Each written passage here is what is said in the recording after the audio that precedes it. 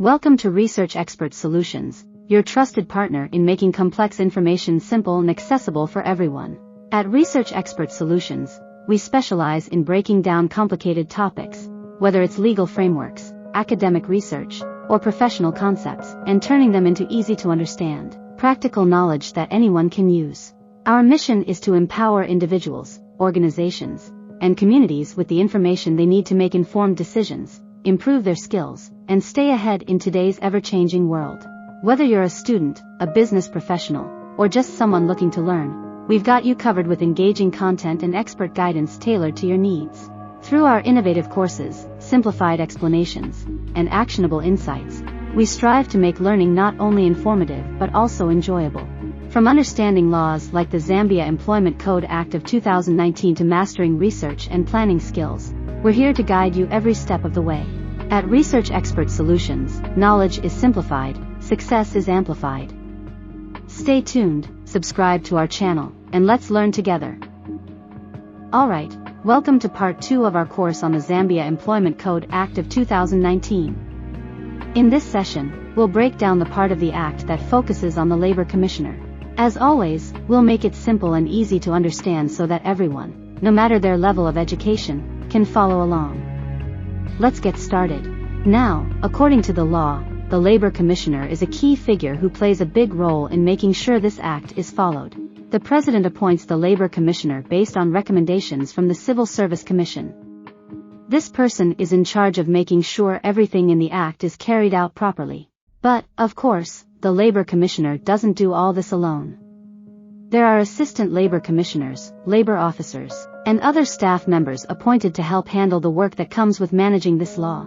Here's an interesting point. The Labor Commissioner has the authority to delegate their duties to others, like a labor officer or an inspector. But this delegation isn't random. It's done in line with the Act and under the general directions of the Minister. So, there's a clear structure to how everything is managed. Now, let's talk about the Labor Commissioner's powers. This is where things get serious. The Labor Commissioner can inspect workplaces, factories, offices, or any place where people are employed. They can walk in during the day or night, but when it comes to private homes, they need a warrant and can only go in during the day. While inspecting, the Labor Commissioner can do a lot of things. They can talk to both employers and employees to understand what's happening, ask for any work-related documents to check if everything is in order, and even take these documents with them if needed. Don't worry, though, if they take anything, they must leave a receipt and return the documents as soon as possible. Another power they have is issuing warnings. If the Labor Commissioner notices that something is wrong or that the law isn't being followed, they can write a notice explaining the problem and how to fix it. They'll also give a specific timeline for these corrections. And if it's something really serious that could harm employees or break the law in a big way, they can even order the suspension of work. But during this time, employees still get paid their full salary, which is good to know. Now, employers aren't left without options here. If they feel that a directive from the Labor Commissioner is unfair or unreasonable, they can appeal to the Minister. But they have to act quickly, within 7 days of getting the directive. Once the appeal reaches the Minister, a decision must be made within 30 days. What happens if an employer ignores a directive from the Labor Commissioner? Well, that's considered an offense. The employer could face a fine of up to 200,000 penalty units, or even a prison sentence of up to 2 years, or both. This shows just how serious the law is about making sure employers comply. If an employer isn't happy with the Minister's decision, they can take things further by appealing to the High Court. So, there's always a path to challenge decisions if someone feels they've been treated unfairly. Lastly, the powers of the Labor Commissioner aren't just limited to what's mentioned here. They can also use any other authority granted to them under other laws. And the tasks they're allowed to do can also be carried out by labor officers or inspectors, which means the workload is shared and handled effectively. Now let's talk about certificates of appointment.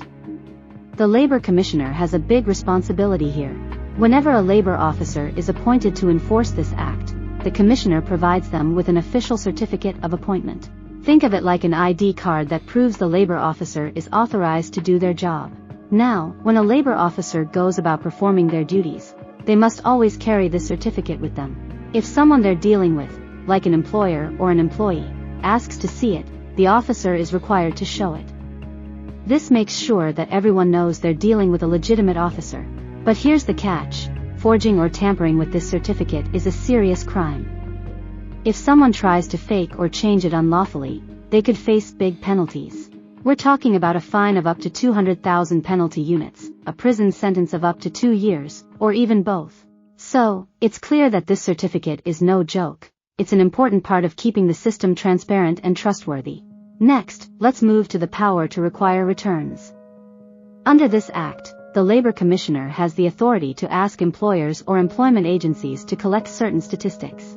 What kind of statistics, you ask? It could be data about employees, the nature of work they're doing, or even information about people hired through employment agencies. Why is this important? Well, this information helps the Commissioner ensure that the provisions of the Employment Code Act are being followed properly. Employers and agencies might also be asked to submit these statistics in reports, and the Commissioner decides how often and in what format these reports should be submitted. But here's the thing: if an employer or agency refuses to provide these statistics or fails to submit the required reports, they're breaking the law. And yes, there are consequences for that too. Again, a fine of up to 200,000 penalty units. So, in short, these sections of the Act empower the Labor Commissioner to make sure everyone is playing by the rules. From appointing and certifying labor officers to gathering important employment data, these measures ensure accountability and help protect workers' rights in Zambia. That wraps up this part. See? It's not as complicated as it sounds when we break it down into simple terms. Stay tuned for more insights as we continue exploring this important law. Now let's discuss the duties of public officers. Here, we're focusing on the duties of public officers under the Act. Don't worry, we'll keep it simple and relatable, so it's easy to understand for everyone. First, let's talk about what it means to be a public officer. A public officer is someone who carries out duties on behalf of the government, and under this Act, they must remain fair and impartial. Now, here's a key rule: if a public officer is overseeing any business or activity, they are not allowed to have any personal financial interest in it. Whether it's direct or indirect, they can't make money or benefit from something they're supervising. This rule ensures they stay honest and don't have any conflicts of interest. Next, let's discuss confidentiality. Public officers often come across sensitive information while doing their job.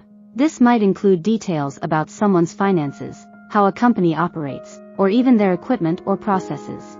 The Act is clear on this: officers must not share that information with anyone, unless it's needed for a legal case under the same Act. This rule is in place to protect the privacy and business secrets of individuals and organizations. But there are exceptions to this confidentiality rule. For example, if a court orders the officer to share the information, or if the Labor Commissioner needs it to carry out their duties, then it's okay to disclose it. These exceptions ensure that important investigations or legal processes aren't held back by unnecessary secrecy. Now, what happens if a public officer breaks these rules? Well, it's considered a serious offense.